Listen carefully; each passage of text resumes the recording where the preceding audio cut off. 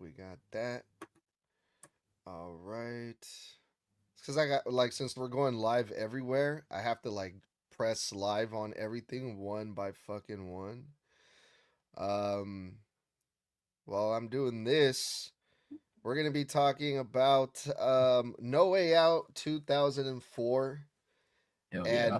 and there was a shit ton of matches in this pay per view. Usually, I go down the card and go over the whole thing, but is there any matches on here that you think we should skip, or are you down to just run through the whole entire thing?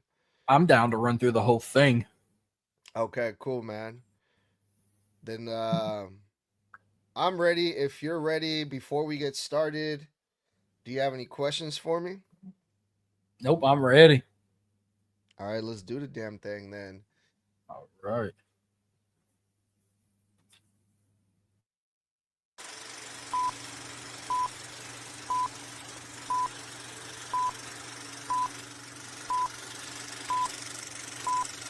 All of his stuff looked good, so probably too good because it was probably snug, but he was different in everything that he did. He locked up different. He locked up snug.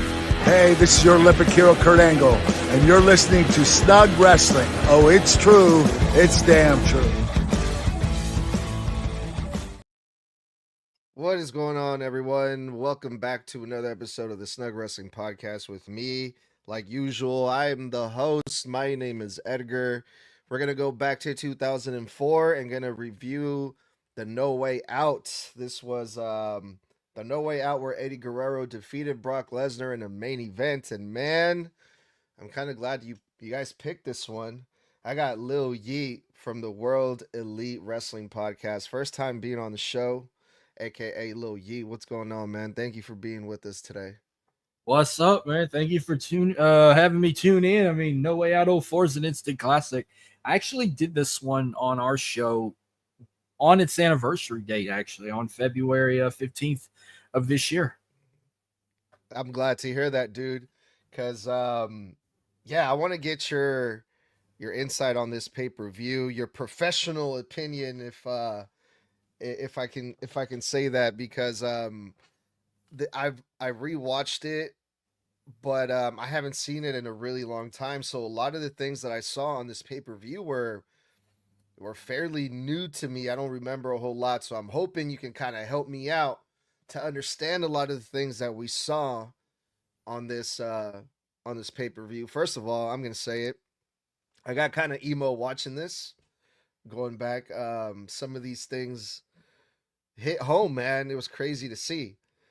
So we're gonna go down the card. No Way Out 2004. This was in San Francisco, California, which is right up my hometown here. The Cal Palace, where the Golden State Warriors do their thing. So the first match, Shaniqua and the Basham brothers versus Too Cool. Although I'm not sure I can call them Too Cool because there was only two members. It was Rikishi and Scotty 2 Hotty. And this was a handicap match for the World Tag Team Champions. And right off the bat, so many questions here I got for you, Lil Yeet. My first question to you about this match, where was it was Grandmaster Sexy, the son of Jerry the King Lawler. He was not here. Do you remember anything about this time? And I believe his first name is Brian Christopher. Christopher. Brian Christopher. Yeah. Yeah, so he wasn't involved in this. Was this during the time that he was going through his personal issues, or what can you tell me about that? I think it was in TNA at the time. Okay. So, because I know he left WWE around 2001. I know he went to World Wrestling All Stars in Australia for a little while. Then he did go do some time in TNA before he came back for just another short term in like late 2004 before they ended up releasing him. I think like not even before 05. So Okay. he came back again for a little short time before he got released again. Right on. And I feel like such a dick, dude. I jumped straight into this review, and I didn't even let you properly introduce yourself to my audience, dude. I apologize. Oh, it's all Uh, good. World Elite Podcast, Lil Yeet. Tell us a little bit about your guys' channel, your show, and what you're all about.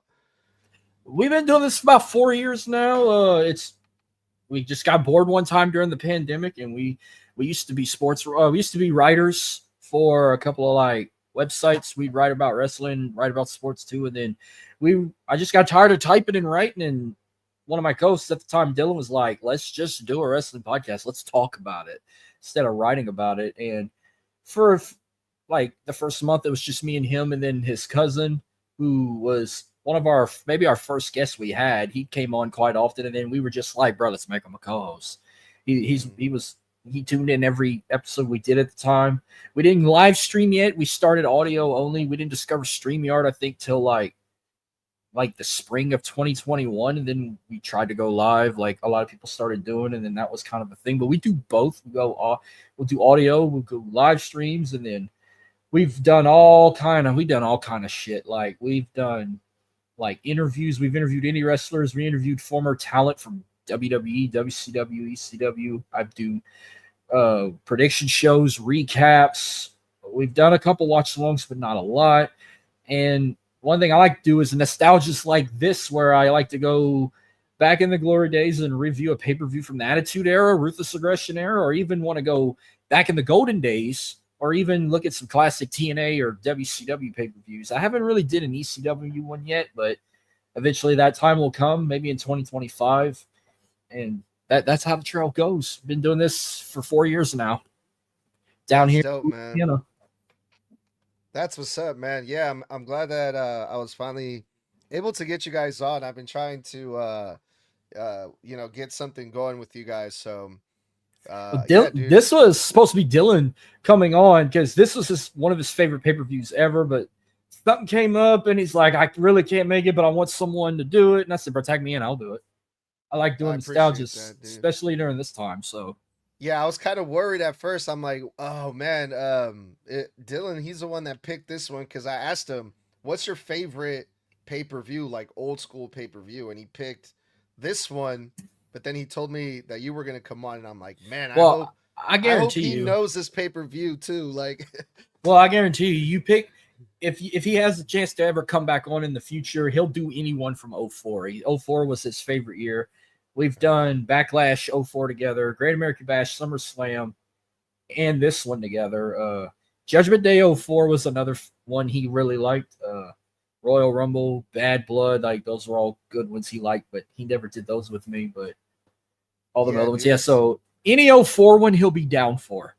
It's fun, dude. Yeah, that's what I've been doing lately, and I'm gonna keep doing these because they're really fun to do. So I know we already got kind of started here with the first match. Again, it was a handicap match. Shaniqua and the Basham brothers faced Rikishi and Scotty 2 Hotty.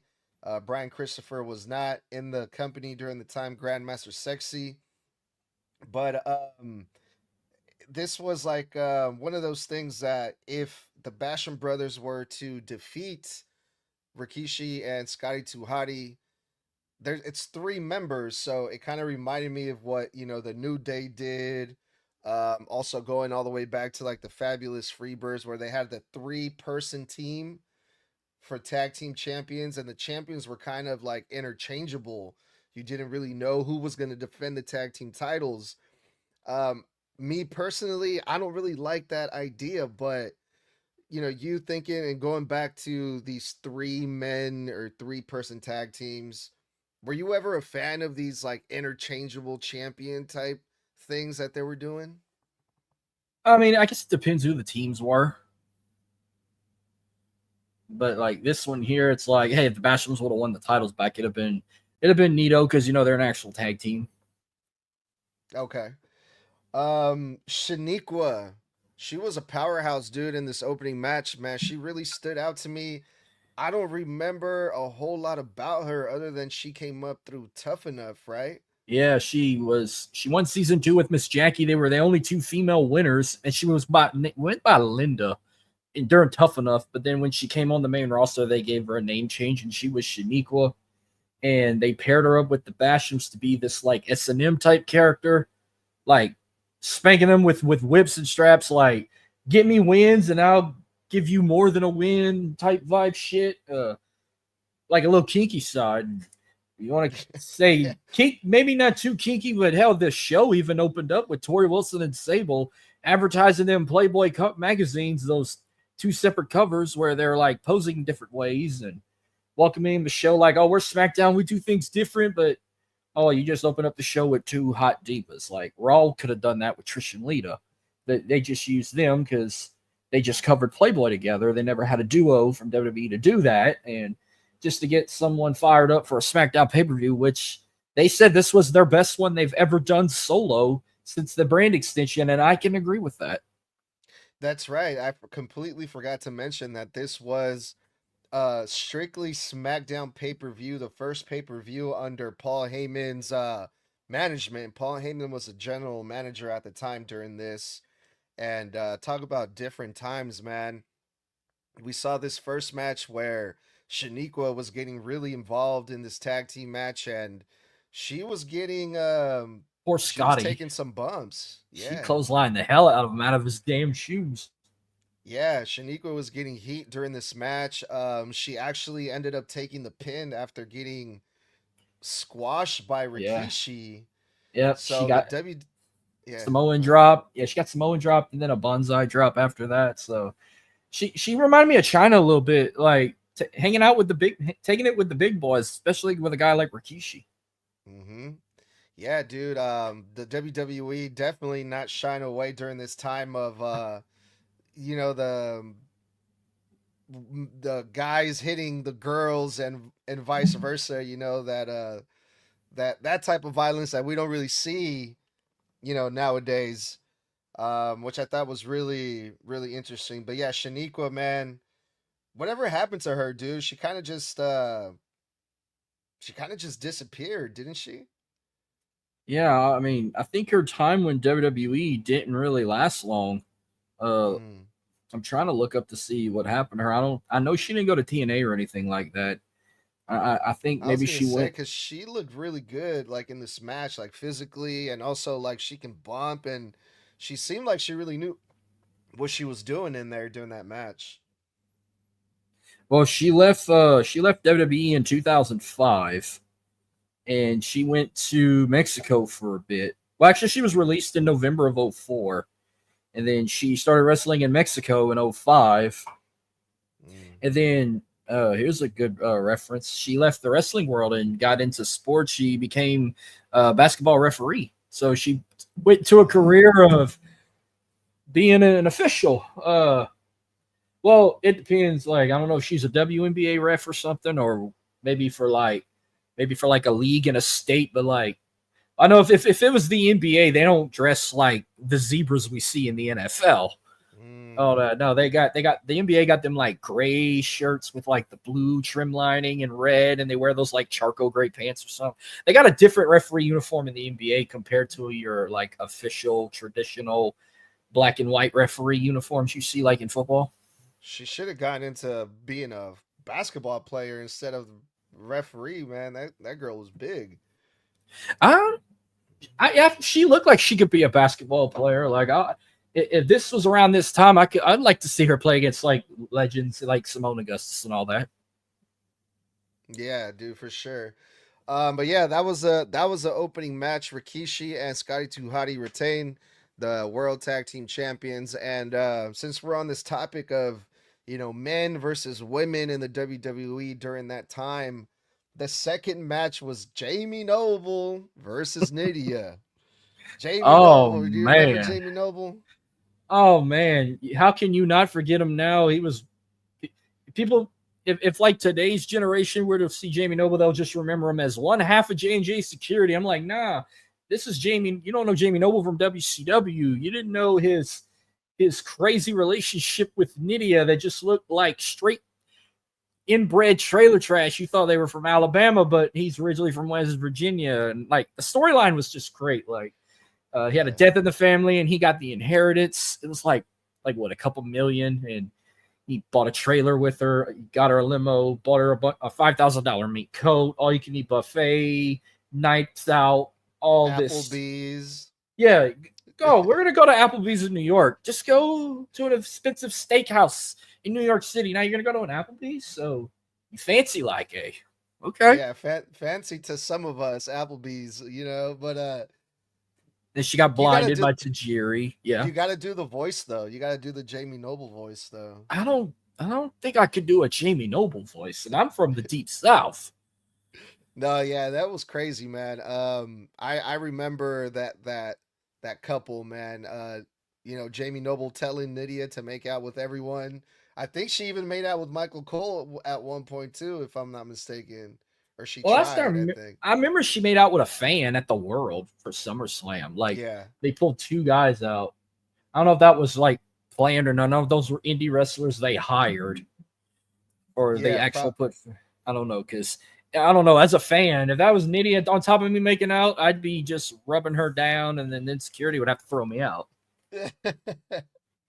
Holy shit, dude. Yeah, so the only thing that I don't remember from this match is how did Jamie Noble blind Nydia again? So he was in a cruiserweight title match with Tajiri, and Nydia gets involved in his matches a lot.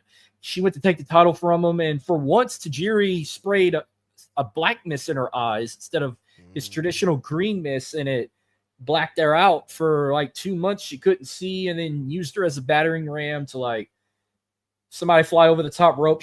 She'll use her as like a damn shield or clothesline. He used her as a shield. And then once she like gained her eyesight back, she kind of just saw the light again and realized, Jamie Noble's been using her, taking advantage of her when she couldn't see.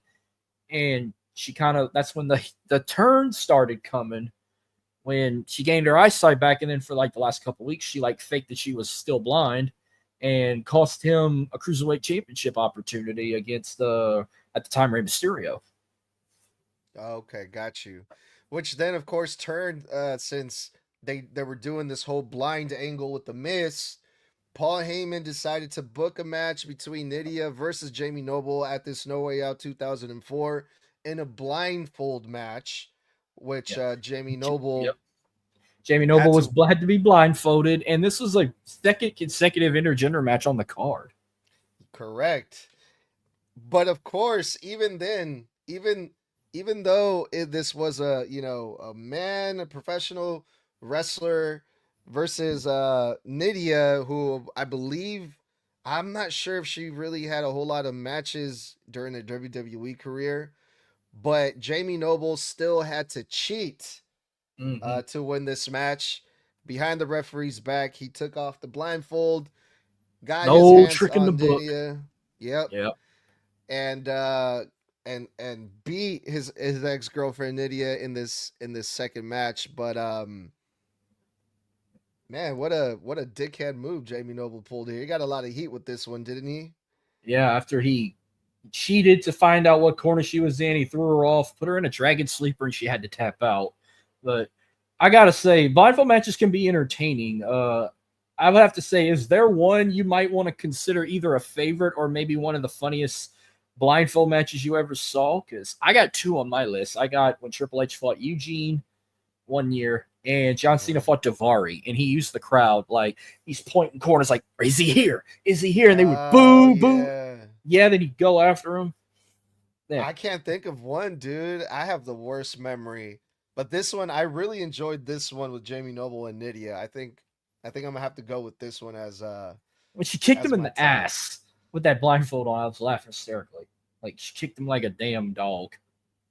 Yeah, and they were getting some crowd work in here too. Like they were the crowd was kind of trying to help Nydia a little bit, which I thought was great.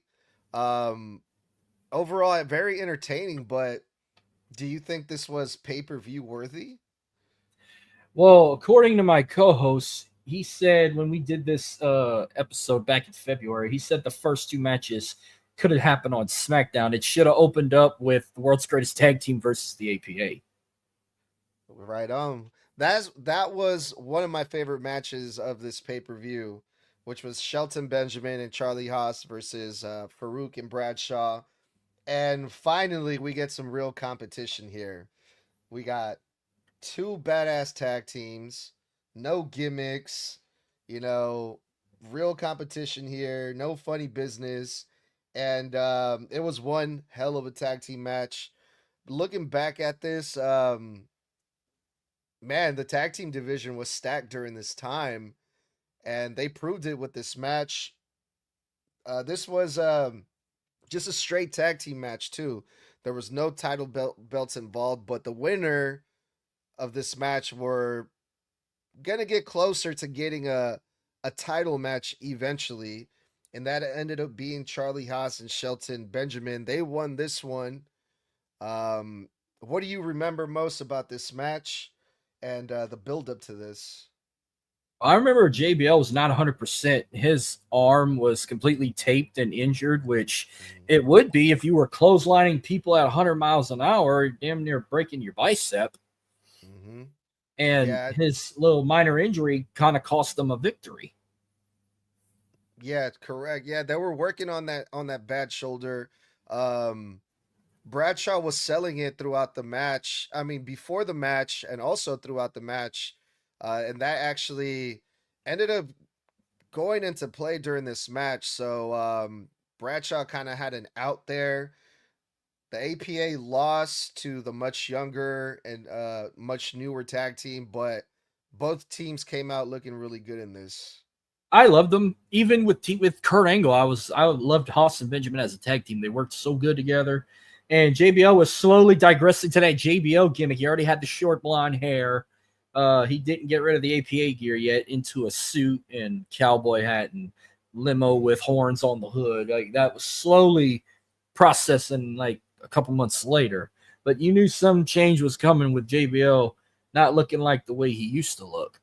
Yeah, really, really different version of JBL, and yeah, this was also we were seeing Eddie Guerrero developing into his own. Obviously, we'll get into Eddie Guerrero later on, but whenever I think of JBL, the first person that comes to mind is Eddie Guerrero. They had some of the best feuds that we've ever seen after this time.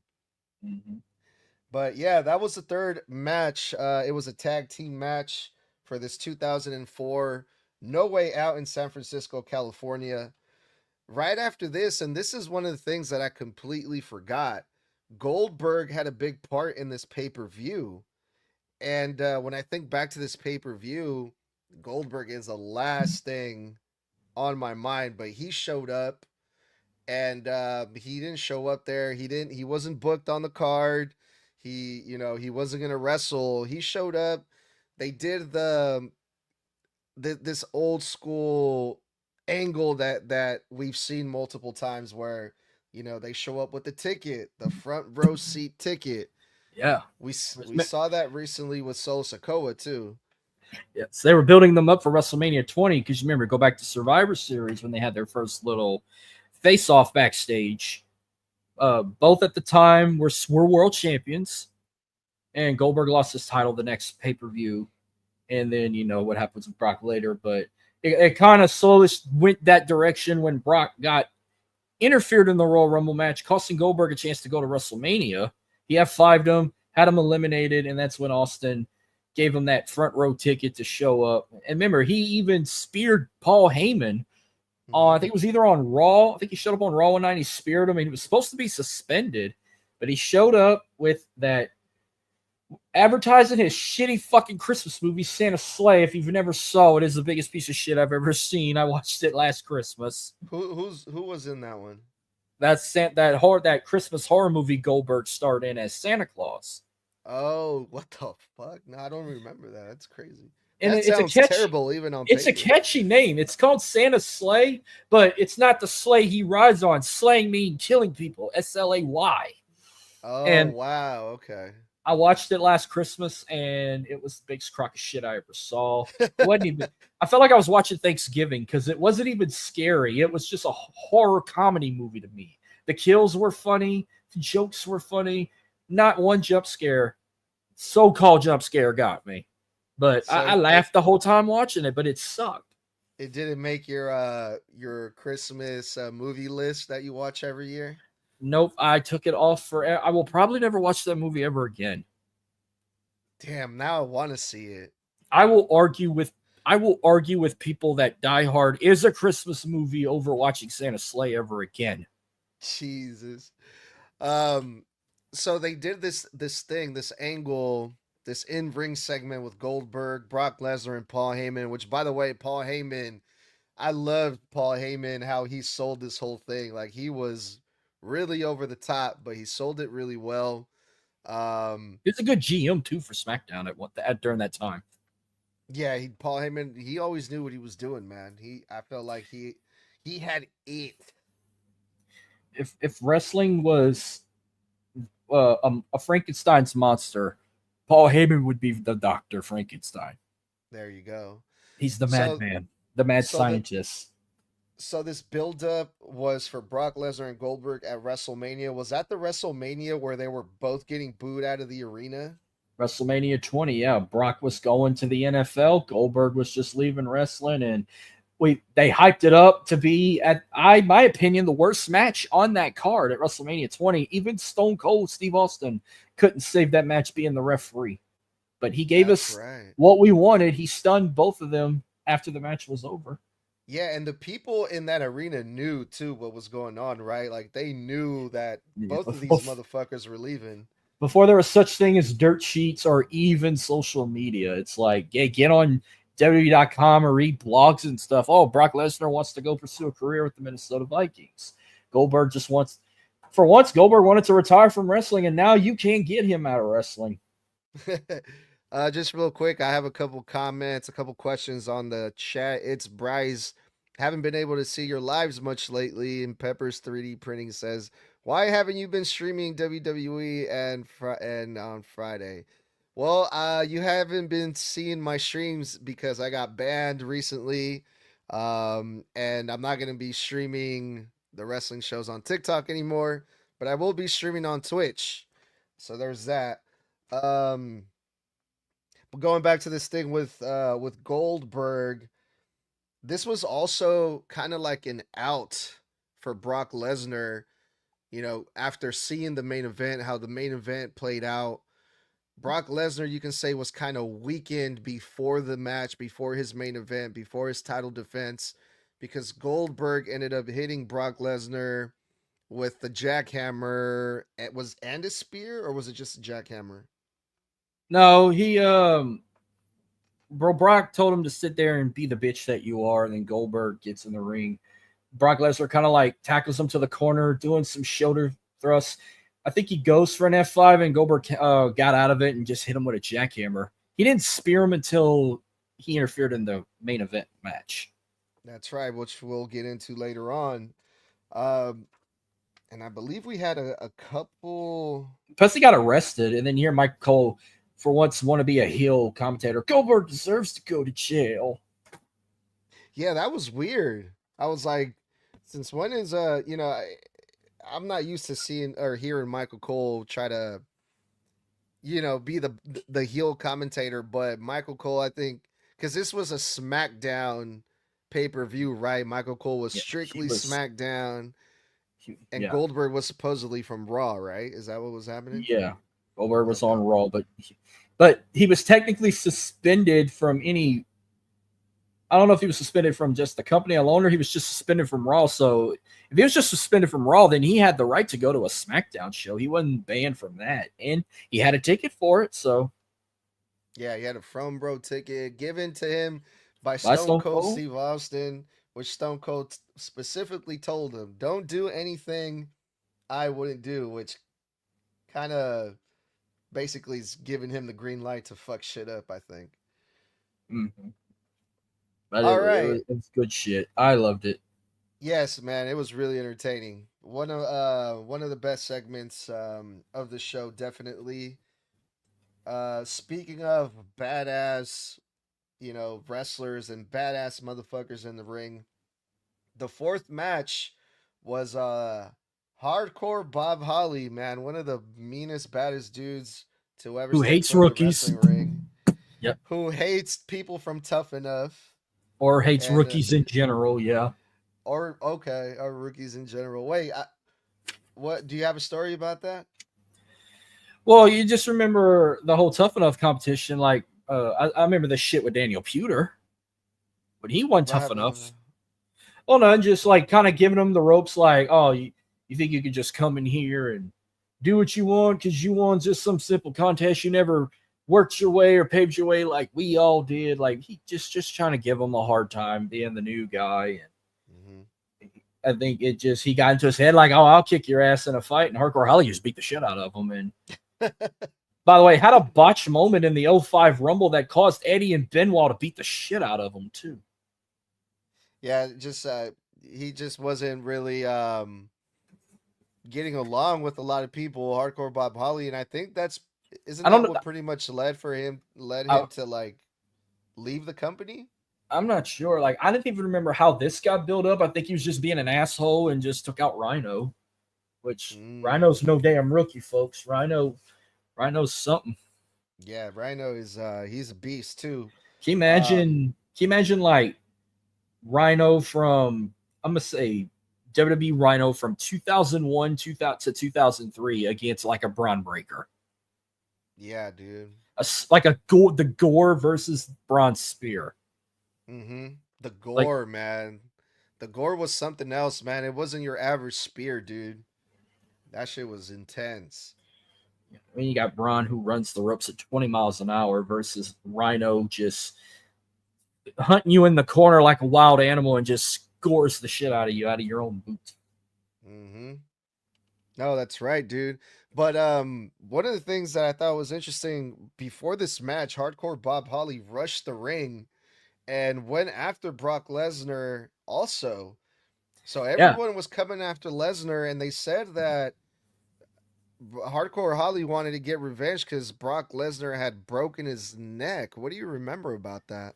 I remember that real well. One night on September 12th, 2002, I think it was September 12th, they had a match, and Lesnar went for a power bomb, and the way Hardcore landed on his neck, it put him out for 14 months, damn near a full year. We haven't seen Hardcore Holly for nearly a year. He came back around like late October of 2003, and he was targeting Brock Lesnar. He was even a part of Team Angle Survivor Series team. He immediately got disqualified before the bell even rang because he went after Lesnar, and Brian Hebner tried to break him up, and he shoved Brian Hebner in the steps, and that got him disqualified.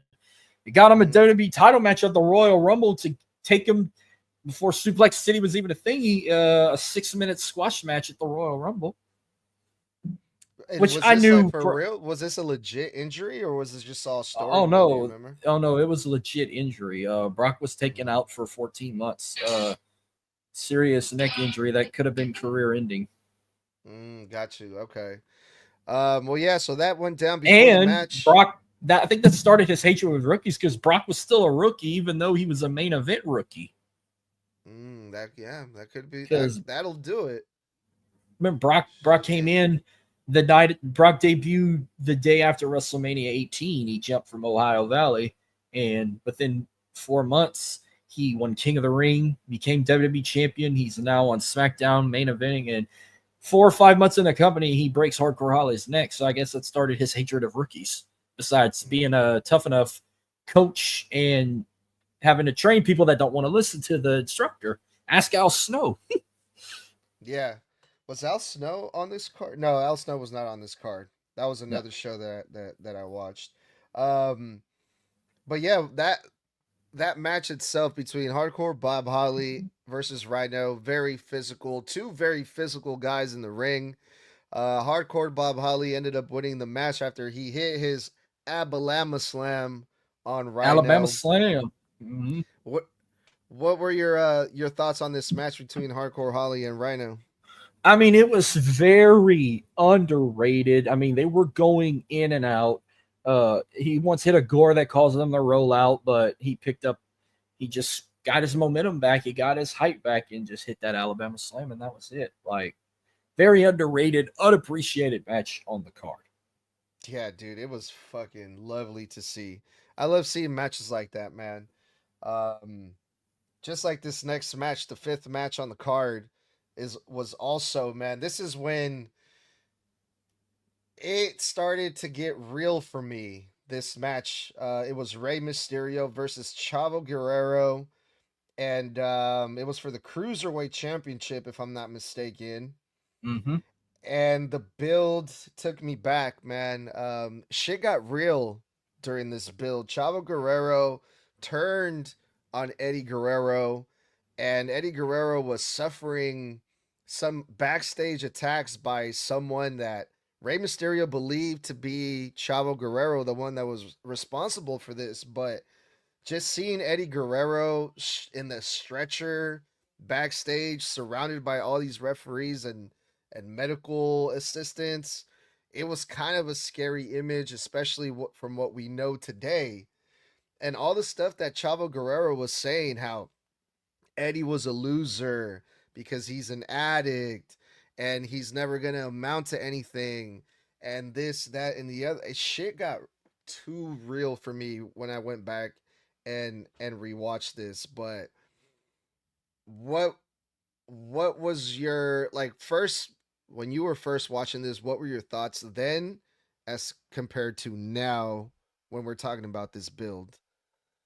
Well, first and foremost, like just Eddie alone, whether he was a heel or a good guy, whether if it was WCW Eddie, WWE Eddie when he came with the Radicals, or had his love relationship with China. Like I always loved Eddie. He was so entertaining. Like even like I said, when he came with Malenko, Saturn, and Benoit, that was huge. Then they put this love story with him in China, which that just made me love him even more. Like despite how evil he was or how good he was, like I even liked him teaming with his nephew, Chavo. And when I saw them break up, and I'm like, well, maybe it's time. Like give Eddie another singles run because in 2002, he had a nice mid-card run. He had that great feud with RVD for the Intercontinental Championship. That was a great feud. He had that great feud with Edge that led to that no DQ match in San Diego. One of my favorite SmackDown matches ever. And then it led to this storyline where Eddie's going to fight his nephew Chavo, and then Chavo's dad, Eddie's own brother, was getting involved. Oh, Chavo Classic or Chavo Senior. Yeah. So then Eddie was going on to bigger, better things after he got done beating Chavo. Well, then Chavo wants to go after one of his arch rivals, Rey Mysterio, which you thought Eddie and Rey had classic matches over the years. Rey and Chavo, I lost count how many matches these guys had in general themselves, especially when Rey came to the WWE in 02. That was his first match on SmackDown was Chavo. And Chavo, it was just jealousy. Like Chavo was getting jealous the fact that Rey was over with the crowd more than him. That he has to wear a mask, even though that's a luchador tradition, and he's jealous that he was on the cover of SmackDown magazine, or he had a song on the shittiest fucking wrestling album ever made, WWE Originals. They used it for the theme song for No Way Out, and I'm like, they could have did better than that. But I mean, it's not a bad song, but it's not a pay-per-view quality song to get you hyped for a pay-per-view. And they're trying to make this big, so I didn't know who he was at the time. They bring in Jorge Paez, this boxing legend from Mexico, to be in Rey's corner while Chavo had his daddy in his corner, which Jorge Paez didn't do shit. I didn't really understand that dynamic either, because Jorge Madomel Paez, I watched a lot of his fights growing up. Most of his fights, most of his career, he was the heel. He was the fucking bad guy that no one liked. He was like really fucking annoying. I saw this. I'm like, where's Manny Pacquiao? Where's B-Hop? Where's Mike Tyson? Why don't they get one of them three? And you get a guy I never heard of. And they bring this guy in and they put him with this super baby face like Rey Mysterio, who's defending his best friend Eddie Guerrero. But it's like, this guy in real life is like a dick. Like, I don't know. That didn't make sense to me, but it didn't make this sense. Match, man. Yeah, go ahead. It didn't make sense was Jorge Paez didn't even hit Chavo. He took his dad out because his dad was the one trying to interfere in the matches. He just takes Chavo Classic out, but he gets ejected from ringside, but not Chavo Senior. Chavo Senior gets to stay, but I don't remember if that was Nick Patrick refereeing or. Excuse me. Maybe it was Nick Patrick. I don't know. I don't remember, but Chavo Sr. ended up getting involved in the match, which essentially ended up causing Rey Mysterio the match, and Chavo Guerrero won and became the new cruiserweight champion at this No Way Out 2004. But the match overall, like you said, was a classic. Chavo Oh, and it was Ray really good. Yeah. put on a fucking banger. And this match, I love this match because the build was personal. You know, it was real. And even Chavo Guerrero made some promises before the match and said he was going to take Rey Mysterio's mask, which added more to it, to this match. And overall, man, besides the outcome of this, because obviously I was going for Rey Mysterio, Me too. dope fucking match. Anything else you want to add about this match between Chavo and Ray? It was hella good. I mean, I don't think they've ever had a bad match. And remember, after he finds Eddie's dressing room, he was going to go try and shove bragging in his face, but he runs into Josh Matthews, but he calls Eddie a loser again. He said, unlike Eddie, I brought some gold to the Guerrero family. I made the family proud, which he don't know yet. Fast forward, Eddie did something bigger than Chavo, won a bigger championship, and actually made the family proud. That's right. Yeah. One thing I forgot to mention before this match with Rey Mysterio and Chavo Guerrero, we had a little video package from The Undertaker Yeah. that said 28 days, which led to WrestleMania. Was this during the time that Undertaker was feuding with Kane, if I'm not mistaken? Yeah, so he was coming back as the Phenom because there were rumors that Undertaker didn't want to do the American Badass big evil biker gimmick anymore. He wanted to go back as the Phenom, so they did this long build-up where he had a buried alive match with Vince at Survivor Series that Kane interfered and cost them the match. And a couple months go by, we started getting a tease at the Rumble. We hear the gong, the lights go out to intimidate Kane to get eliminated, and then week after week there's some like message or something crazy happens, like pyros will shoot, the symbols on fire pop out of nowhere, the casket with Paul Bearer's urn in it, like just week after week teasing that he's coming back at WrestleMania. And it was like later in the month that they actually made it official that Kane was going to fight the return of the Undertaker at WrestleMania 20. Gotcha. Yeah, that made a lot of sense. I thought The Undertaker was going to come out for a second, and I was like, wait a minute, he's not, I don't think he was on this card. What the fuck is going on? But yeah, that makes a whole lot of sense. Thank you for that. Moving on to the sixth match, 6 out of 7. This was a big card. Shout out to Jaquan Freeman, says, what's up, Jaquan? Thank you for being with us. We had a triple threat match, a number 1 contenders match right before the world title match, the main event. John Cena versus The Big Show versus Kurt Angle. I'm not gonna lie to you. I'm not really a big fan of triple threat matches, especially nowadays. It seems like we've been getting a lot of triple threat matches, and but this one was actually really good. I really enjoyed this triple threat match for some reason. I can't really put my finger on like the reason why, but I did, man. I really did. Cena was working with a bad knee during this match. I remember vividly the spot where John Cena landed wrong on that knee. It was such an ugly sight to see. I thought he tore something. Dude. Scared me because I was so big on Cena as the Dr. Thugonomics, and I thought he kept this. I thought he was going to keep his vow. Promise he would main event WrestleMania 20, but instead he opened it. But he was still there. I hate watching stuff like that. I hate watching those types of injuries, and it just reminded me of that, that ugly spot with John Cena. This injury actually ended up causing John Cena the triple threat match because Kurt Angle hit the ankle lock, and he wouldn't let go until John Cena tapped out. Kurt Angle, the number 1 contender to main event WrestleMania versus the winner out of Brock Lesnar versus Eddie Guerrero. But yeah, people, what can you tell me about the build for this match or anything that you want to add about this triple threat? Well, I can tell you real quick. Yes, people, John Cena has tapped out before in his career, just when he was a breakout star. Like he may have never tapped out as a main eventer, or even said I quit. But yeah, I think Angle and Benoit are the only two that ever made him tap out. Kurt Angle probably did it the most. Because remember, Kurt Angle fought his debut night, the ruthless aggression and the slap. He made him tap out at the end there. So yeah, Cena has tapped out before. Kurt Angle made people tap out you wouldn't believe tapped out. He made Cena tap out, Undertaker tap out, Hulk Hogan tap out, Brock Lesnar tap out.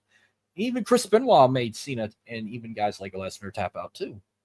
Maybe the only two. But well, I can remember. I don't remember how it became a triple threat. I just remember Big Show was the runner-up in the Royal Rumble. You don't remember something? That's hard to believe. That's crazy. Well, I remember Big Show was the runner-up, and then Benoit jumped to Raw. So Benoit goes to Raw, so they're like, "Oh, we don't have a number one contenders match." I don't think there was a tournament because it led to a triple threat. I think, and they didn't explain it either. Usually, they're pretty good about these things.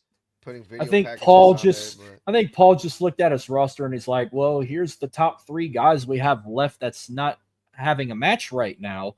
Let's just see who wants it more. Let's do a triple threat. Winner goes to WrestleMania. I remember Big Show was also the United States champion at the time. That belt was so small on his big ass. That's probably why I don't remember seeing it on him, because it was so tiny. John Cena, I don't know what distracted me more, his Willie McCovey Giants jersey or his Scooby-Doo boxer shorts. You got a better sight for those types of things than me, man. I didn't even notice. The only thing I noticed was John Cena's very, very entertaining rap at the beginning, man. I love when he rap. Yeah, I don't know if it was really good or just really bad, but either way, I really enjoyed it. Did you rather Basic Thugonomics as his theme or Time Is Now? I think I'm gonna go with Basic. What about you? Same. Word Life. Yeah, dude, the classic, the original. Well, yeah. So Kurt Angle ended up winning this one. And overall, I thought it was a great triple threat match. I think the right guy won. I'm a bias when it comes to Kurt Angle. So I was glad to see Kurt Angle get the win here. Which later on, it turned out we found out who Kurt Angle was gonna face, because this was right. The winner of that triple threat match was gonna face the world champion at WrestleMania, right? Yeah, WWE champion. Yeah, so Brock, the winner of Brock and Eddie. Yep, because that was SmackDown's world championship. Which brings us to the main event, the final match of the card. And, of course, we had Brock Lesnar, who was the current champion. By the way, that was also my favorite championship belt of all time.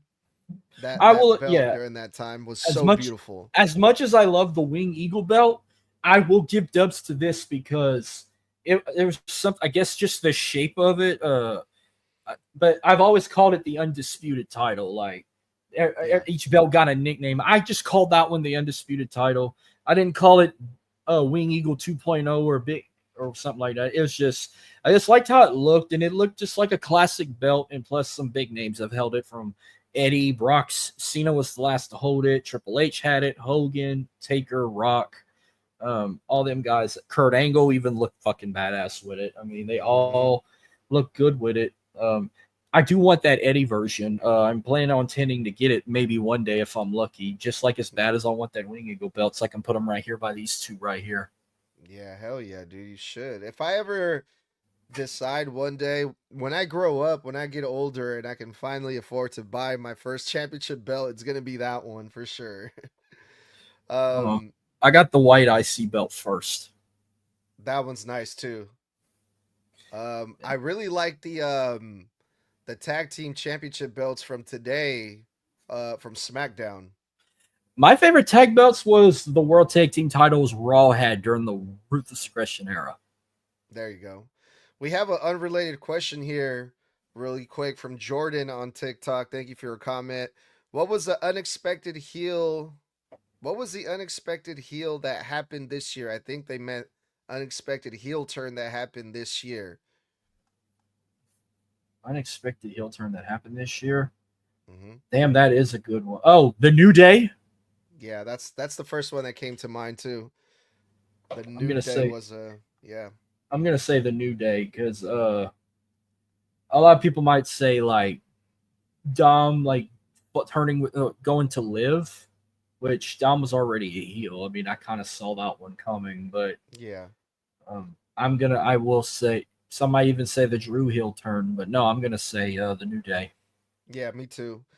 Thank you for your question, Jordan. Going back to the main event of the 2004 No Way Out. Um, where was I? Man, this was prime Brock Lesnar at during this time. Um, sorry, I'm gonna have to edit this out. I totally blank. Would love when Taz would be like, here comes the pain every time you hear the music. Yeah, because they were promoting the video game too at the time, right? So this was 2004. The only other game I know that was coming out in '04 was Day of Reckoning, but I don't even think that was even a thing yet. I don't even what was the wrestling video game? Might have been WrestleMania 19 on the GameCube. Oh, SmackDown versus Raw didn't even come out yet till a couple months later. Mm-hmm. So, That but sounds that about was right. that was '04. Came out in late '04 Mm-hmm. because Yeah, yeah, at that makes sense. that time I either had so this was early 2004. I probably the only WWE video game I had at the time was Raw 2 Ruthless Aggression on Xbox. Mm, I was playing that nice. because Day of Reckoning wasn't even out yet, and I didn't have WrestleMania 19 Mm-hmm. on GameCube. I just had Raw 2. Yeah, so again, like going back to this match, man, it was too real for me, man. It was too real. Oh, Everything that they were saying about this from oh, the build up. another game was SmackDown Here Comes the Pain. That was another game at this time, but I didn't have a PS2. Yeah, that's the one that I had. I think. I think. I think I didn't own a PS2. I've borrowed one for like 6 months that ended up being 14 months because buddy of mine wanted to borrow the Xbox to play like I think Ninja Gaiden or something when it came out. But Mm-hmm. I wanted it to borrow. I said, okay, I want to borrow yours to play San Andreas. And while I had it that long, I ended up buying other games. I ended up buying True Crime Streets of LA, Dragon Ball Z Budokai, and SmackDown vs. Raw. Damn, talking about taking it back, man. But I was like, uh, fuck that Xbox, you can keep it. But I ended up getting the shit back. And I was kind of upset. Marcus, I'm gonna be honest with you, dude. I did not think Eddie Guerrero was gonna be able to pull this off, dude. Not for one I had a second. feeling something told me like it was crazy. It was just as crazy as Jinder Mahal winning the title. And I know it's two different comparisons, but it's like think about it. Y'all want Goldberg versus Brock that bad? It don't need a championship. He Yeah. go like it's crazy, but like Eddie could go into WrestleMania as champion. And at first, I was gonna pick Brock Lesnar, but after that SmackDown where Brock came out with the fucking sombrero with the mariachi band, and it pissed Eddie Guerrero off, and it led to that awesome promo like, "I have an addiction. My addiction's wrestling, and you're not fighting Eddie Guerrero. You're fighting Latino Heat." And I'm like, "Let's fucking go. Eddie's definitely gonna win this title. I don't give a shit what my daddy said or what my friends thought. They thought I was insane that Eddie was gonna win that night, and look what happened." Yeah, dude. That never crossed my mind. Even with that big promo, obviously I remember pulling for Eddie and I wanted him to win, but I It was think like I was just a last second change. Like 3 nights or 2 nights before the pay-per-view, I said, I'm picking Eddie Guerrero. I'm taking a yeah. shot in the dark. I was picking Eddie.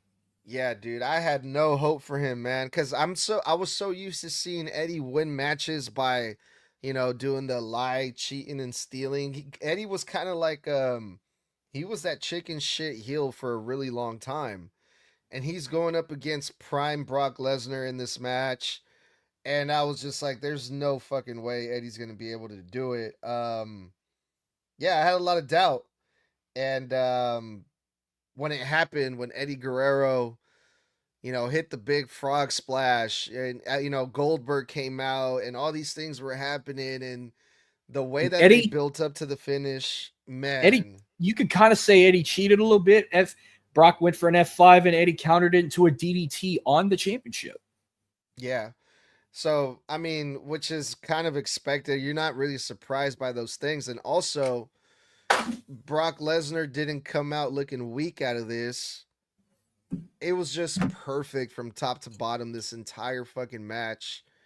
And when, the 1, 2, 3, one of the biggest pops I have ever heard that I can remember, that I can think of, was when Eddie Guerrero slayed the Beast. He beat the Beast, Brock Lesnar. I got kind of emo, I'm not going to lie, man. It brought back some really good fucking memories. This was one hell of a time during SmackDown and, in the WWE in general. But what do you remember most from this main event match here, Marcus? So this was 20 years ago. I was 14 when this happened. And when Eddie won, I was just like in shock. Like I was just jumping for joy. I didn't cry. I didn't cry like I did when Kofi won the title at WrestleMania, Kofi Mania, or when Bray Wyatt won the title for the first time. But when he did it, I was just like, holy shit, I got it. Like I called it. That was like an upset alert.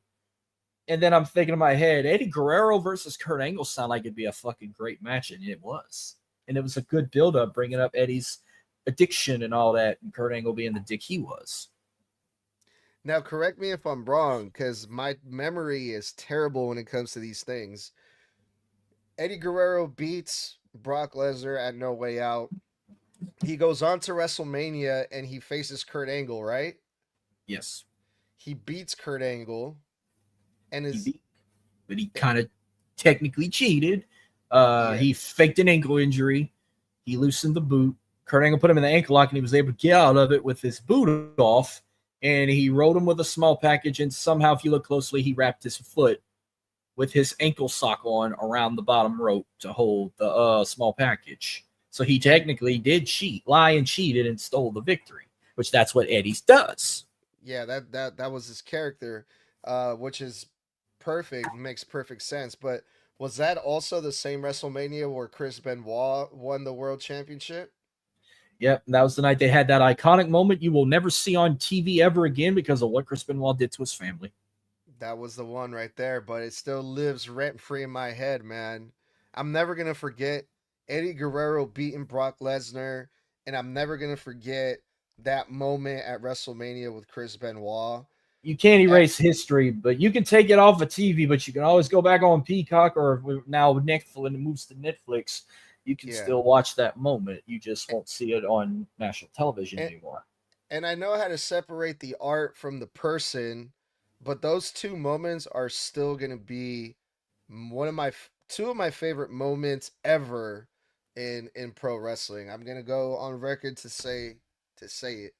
This match was so fucking amazing, and I'm so glad that I got to rewatch it and go over it with you, Marcus. But that was No Way Out 2004. That was definitely the match of the night. Brock Absolutely. Marcus, before we get out of here, is there anything else you want to add about No Way Out 2004? It was just an instant classic. I mean, it was nice to go back and watch it back in February, but like I've watched it countless times. I even had the DVD, so I've watched that Eddie Brock match a time or two, or I've watched Ray and Chavo a time or two, or even the segment with Goldberg and Lesnar and Heyman a time or two. Yeah, I'm gonna be going back and rewatching that one. That segment was amazing. Well, cool, Marcus. Right on, dude. I want to thank you for coming on to the show and helping me relive this awesome pay-per-view. But one last time, tell the people where they can find you guys. So I'm on Twitter at MarcusLee337. The Worldly Podcast is on Twitter at WorldlyPod. We also are on Facebook, Instagram, TikTok. We do have a YouTube channel you can subscribe to as well. And we're on all audio platforms, wherever you get your podcasts, from Google Pod, Apple Pod, Spreaker, iHeartRadio. We're everywhere. Right on. And my name is Edgar. Even Twitch. I think we might still be live on Twitch a time or two. I don't know if we still do Twitch, but I know we do have a Twitch account. Right on.